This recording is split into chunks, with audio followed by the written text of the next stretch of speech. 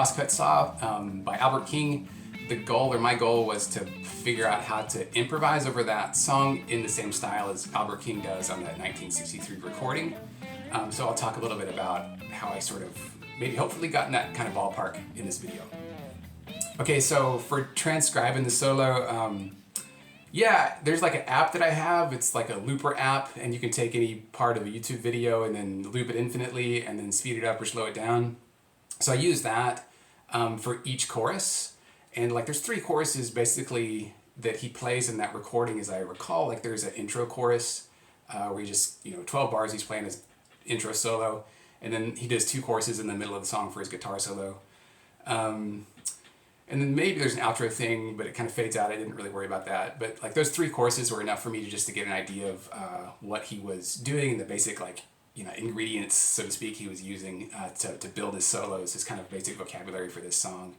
After I transcribed it, I kind of started thinking about analyzing the solo a little bit to see what he's doing and how I can do things in a similar fashion.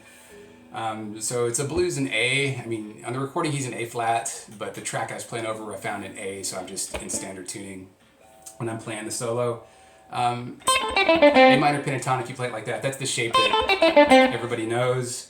I like to come up here, like instead of playing this, I like to go here, because I like to be able to bend this one. And it's easier for me to bend up here quite close to the middle of the string, the middle of the scale length. And then same with like the BB box, like you can just play it up here. Right, it's the same notes, but for me it's a bit easier to like bend.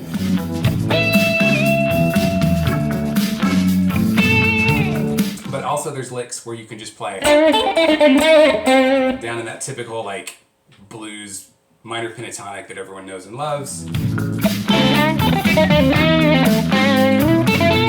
then he also plays like a turnaround lick that's like, and I play it like that, like kind of here in this middle position between, it's sort of like between that one and this one, just because it keeps me in the middle and I can go either way after it. And all it is just, you're just walking down the A minor pentatonic scale and ending on the E, because that's your, that's your 5 chord to go back to the 1. In addition to note choice, like maybe the real lesson of this video, or like that was really helpful for me when I was trying to figure out how to solo in this Albert King style, was this chart right here. And this chart just shows like what he's doing. Like, so I transcribed those 3 choruses, and this chart kind of boils those down into one form. It shows like the things that he does exactly the same or very similarly in each chorus. So therefore, if then I were to imitate these things, I would sound like he does on the album. That's the idea. And so this is just a 12-bar blues form, as you can see. Like, you can see the first 4 bars are all in A, and then the second 4 bars you have D and D, and then A and A. And then the final 4 of the 12 are E, D, A, E. So if you're familiar with 12 bars, this is going to be like just, meat and potatoes, just regular stuff. But it's interesting here to look at this. In each of those 3 choruses that he plays, like he rests in bars 1 and bars 3 and bars 4. And then he's also resting right here. So bars like 6 and 7. So that's good to know. So like when I was playing my solos, I would rest in the same places he rests.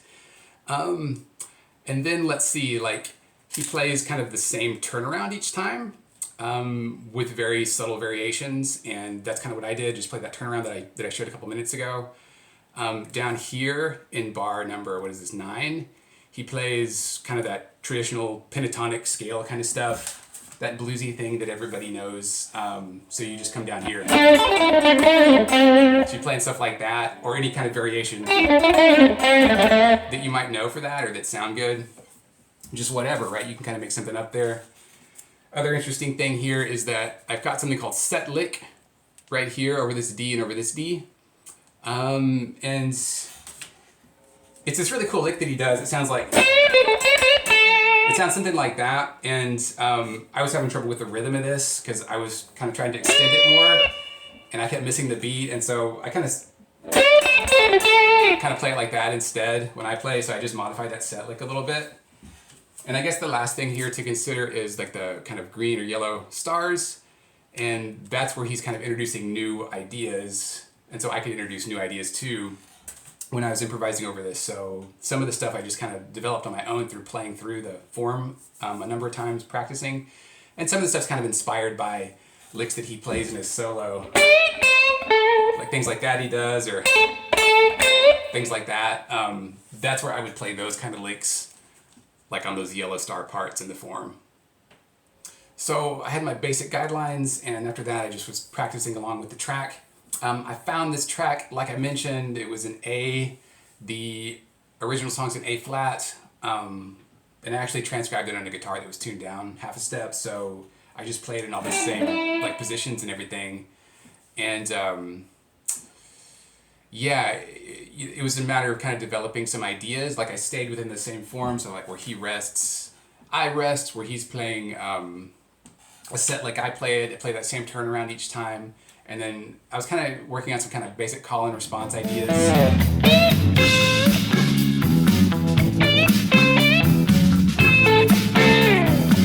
throughout the rest of it. And yeah, it took, I guess, a few sessions of practice to get more and more comfortable with it. Eventually I did some kind of takes. I recorded myself a little bit just to critique where I was, see how I was doing, and ran into some problems.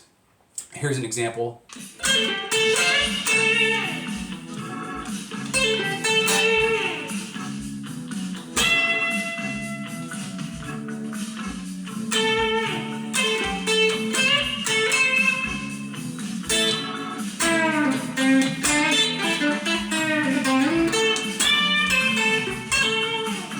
So for this one, for example, I kept doing I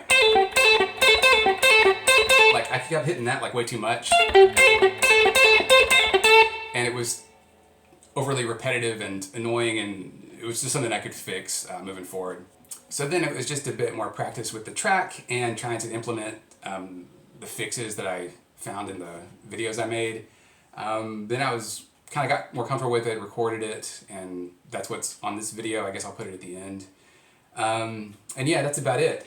Whole process maybe took about 2 weeks, working on this thing for maybe between half an hour to an hour each day. And I started out, from hearing the song first and deciding to work with it to recording that final thing.